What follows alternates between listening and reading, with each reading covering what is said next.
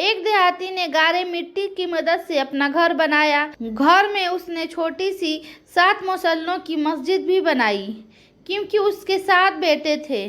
तामीर मुकम्मल हुई तो अपने बेटे को बुलाया और कहा कि मैं चाहता हूँ कि मस्जिद की लिपाई जन्नत की मिट्टी से करूँ। तुम सब भाई जाओ और जन्नत की मिट्टी तलाश करके ले आओ। बेटे परेशान हो गए कि जन्नत की मिट्टी कहाँ से लाएं। बाप का हुक्म था। 6 बेटे ढूंढने निकल खड़े हुए, जबकि सबसे छोटा और 7वां बेटा बीमार था, घर पर ही रहा।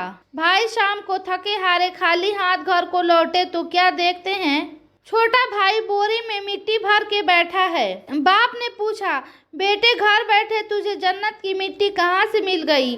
बेटे ने कहा, सारा दिन माँ के पीछे पीछे फिरता रहा। जहाँ जहाँ वो कदम रखती थी वहाँ वहाँ की मिट्टी उठा उठा कर जमा करता रहा। यह वही मिट्टी है।